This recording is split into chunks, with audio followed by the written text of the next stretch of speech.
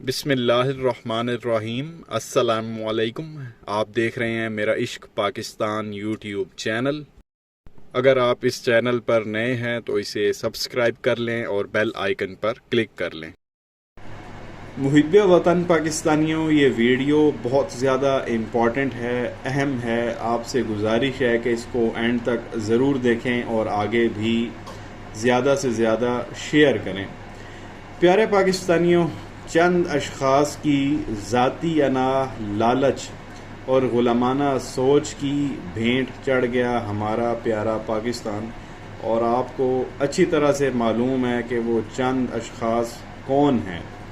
अवाम अब ये जानना चाहती है कि इस इम्पोर्टेड हुकूमत से कब हमारी जो है वो जान छूटेगी, ये हुकूमत कब घर जाएगी, कब जो है वो नए इलेक्शन होंगे।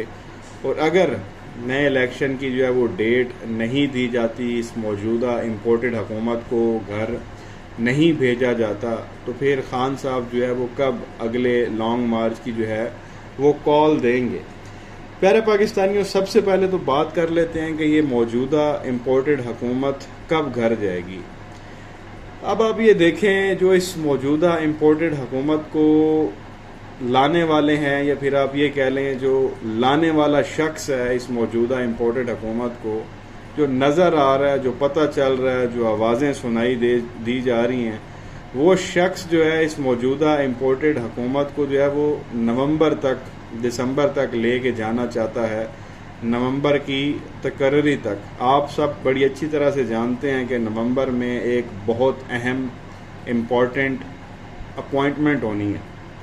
वो किसकी होनी है आप सबको मालूम है। और वो जो शख्स है वो ये चाहता है कि वो इसी इम्पोर्टेड हुकूमत से जो है वो अपॉइंटमेंट तकर्री जो है वो करवाई जाए। या तो वो खुद एक्सटेंशन लेगा 1 साल की, 2 साल की, मे भी इससे भी ज़्यादा पॉसिबल है, या फिर वो ये चाहेगा कि जिसको मैं रिकमेंड करूं उसको जो है इस पोजीशन पर लाया जाए, उसको जो है वो लगाया जाए और वो मेरी ही पॉलिसी को फॉलो करे, मेरी ही डॉक्ट्राइन को फॉलो करे, जिसके जो नज़रियात हैं वो मेरे साथ मिलते हों। और जो इस वक्त वो मौजूदा शख्स उस सीट पर बैठा हुआ है, उसके साथ ही एक बंदा होता है, काला सा, बेहुदा सा, ग्लासेस लगाता है। और देखने में यही आ रहा है, सुनने में यही आ रहा है कि अगर इस बंदे ने खुद अगर एक्सटेंशन ना ली तो उसी काले सड़े हुए बंदे को जो है वो अगली सीट दी जाएगी, क्योंकि वो उसी शख्स के साथ ही घूम रहा होता है। तो आप सबको जो है ये बात समझ में आ रही होगी कि मैं किसके बारे में बात कर रहा हूँ। तो खान साहब को बेसिकली आप ये कह सकते हैं कि टोपियाँ दी जा रही हैं, ड्रामे किए जा रहे हैं खान साहब के साथ। कभी उनको कहा जाता है जी 10 दिन सब्र करें, 20 दिन सब्र करें, 1 महीना सब्र करें, जैसे शेख रशीद साहब ने भी रिसेंटली मीडिया टॉक के दौरान कहा कि जी खान साहब को कहा जा रहा है कि जी हमें टाइम दें। ये सिर्फ खींचा जा रहा है कि ये मामला नवंबर दिसंबर तक जाए। जो नवंबर वाली तकर्री है वो इस मौजूदा इम्पोर्टेड वज़ीर आज़म से कराई जाए, जो काना है उस शख्स का। और आप सब जानते हैं कि वो किसका काना है, वो कौन था, आप सबको मालूम है। लेकिन यहाँ पे सब ही डरते हैं जी, मैं भी डरता हूँ, सब डरते हैं, आप सबको पता है। उसका नाम जो है वो कोई नहीं लेता। तो वो इसको खींचना चाहता है नवंबर तक कि इसी से जो है वो फैसला करवाया जाए नवंबर में। कोई पता नहीं है वो खुद एक्सटेंशन ले और ये भी नहीं पता कि वो अपना रिकमेंड किया हुआ बंदा वहाँ पे लगा दे, जो उसी की जो है वो पॉलिसी को फॉलो करे। और उसकी पॉलिसी यही होगी कि मौजूदा इम्पोर्टेड हुकूमत को सपोर्ट किया जाए और ख़ान साहब के ख़िलाफ़ रहा जाए और पूरी कोशिश की जाए अगले इलेक्शन में ख़ान साहब को हराया जाए। जैसा कि एक एग्ज़ाम्पल हमारे पास मौजूद है, हिस्ट्री है जी। 2013 का इलेक्शन जिस तरह से रिग किया गया था और ख़ान साहब को हरवाया गया था और नून लीग को जितवाया गया था, वही उसी तरह की जो है वो प्लानिंग चल रही है जो 2023 में इलेक्शन हों। अगर जिस तरह ये मामला नज़र में आ रहे हैं, वैसे तो जल्दी हो जाने चाहिए, कोई पता नहीं है। अगर उस तकर्री के बाद इलेक्शन होते हैं तो वो जो नया आने वाला शख्स होगा, या फिर वही जो इस वक्त मौजूदा शख्स अगर एक्सटेंशन लेके बैठ जाता है, तो वो पूरी कोशिश करेगा कि ये जो चोर डाकू इस वक्त हमारे ऊपर मुसल्लत हैं, इन्हीं को जो है वो फुल सपोर्ट की जाए, इन्हीं को जो है वो दोबारा हुकूमत में लाया जाए, इन सारी पार्टियों को जो है वो मिला के, और ख़ान साहब को जो है वो बाहर रखा जाए। क्योंकि शेख साहब ने, आपको पता है, 2 दिन पहले बयान दिया था।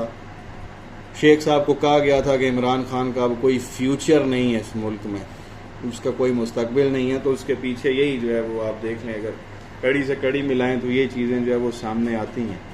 अब देखना ये है कि क्या होता है, वो शख्स जीतता है या फिर आवाम जीतती है।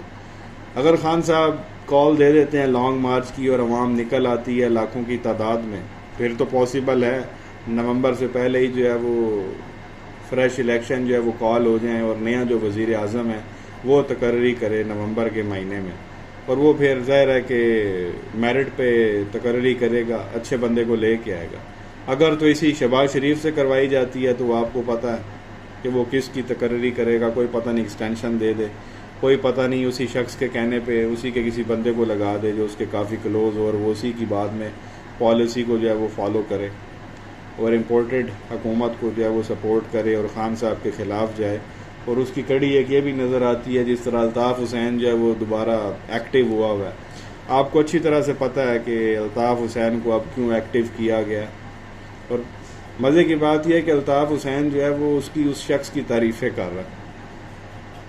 और आप ये देखें, उसकी कराची में 21 सीटें हैं नेशनल असम्बली की, उसमें से 16 के करीब जो है 16 PTI के पास हैं।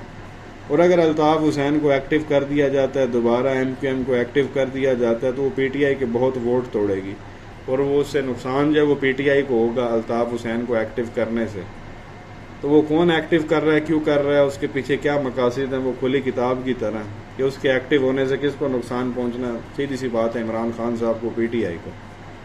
तो अगर तो खान साहब लॉन्ग मार्च की कॉल देते हैं और लाखों में अवाम निकल आती है और नवंबर से पहले ये हुकूमत गिर जाती है, फ्रेश इलेक्शन हो जाते हैं और नया वज़ीर आज़म नवंबर में तकर्री करता है जो कि पाकिस्तान के लिए बेहतर है, फिर तो सारे मामला सही रहेंगे। और अगर इसी को नवंबर तक खींच के लेके जाते हैं और उसके बाद इलेक्शन की जो है वो डेट आती है नवंबर की तकर्री के बाद, तो फिर बहुत ज़्यादा मसले मसाइल होंगे। पूरी कोशिश की जाएगी खान साहब को हराने की और पूरी कोशिश की जाएगी कि इलेक्शन के बाद इसी मौजूदा इम्पोर्टेड हुकूमत को दोबारा एक बार जो है वो पाकिस्तान पर मुसल्लत किया जाए। और खान साहब इस हवाले से कह भी चुके हैं कि जिन्होंने मुझे निकाला है वो कभी भी नहीं चाहेंगे कि मैं वापस जो है हुकूमत बनाऊँ और हुकूमत में आऊँ और वज़ीर आज़म बनूँ। उनकी पूरी कोशिश है और कोशिश नज़र भी आ रही है। आप देख लें, जहाँ भी PTI का स्ट्रॉन्ग होल्ड है वहाँ के वोटरों के वोट जो है वो उठा के ऐसे दूर दराज इलाकों में डाल दिए हैं कि वो बेचारा जो है वो जो उस हल्के के लोग हैं वो उस दिन यही ढूंढते रहेंगे कि हमने वोट कहाँ जाके डालना। वो एक जगह जाएंगे, वो बोलेंगे नहीं जी थोड़ा वोट ऐसे नहीं है, वो दूसरी पास ले जाओ। और आपको पता है हर हल्के में 300 जो है वो पोलिंग स्टेशन होते हैं। तो बेचारा अगर सारा दिन घूमता रहेगा तो वो वोट कहाँ पर जाके डालेगा। तो फुल इस वक्त जो है वो मामला किए जा रहे हैं जो 2013 में थे खान साहब को हराने के लिए। अब देखते हैं खान साहब कितना इनकी बातों में आते हैं और कब लॉन्ग मार्च की जो है वो कॉल देते हैं। तो ये फैसला अवाम ने करना। अवाम निकल आई तो जल्दी फैसला हो जाएगा, अवाम नहीं निकलेगी तो हो सकता है अगले और 3-4 साल जो है वो भुगतना पड़े। ये मामला तो आपके सामने रखने थे। आप मेरे साथ एग्री भी कर सकते हैं, डिसएग्री भी कर सकते हैं। आप क्या कहेंगे नीचे कमेंट सेक्शन में अपनी राय का इजहार ज़रूर करें। वीडियो को लाइक करें, चैनल को सब्सक्राइब करें, बेल आइकन पर क्लिक करें। शुक्रिया।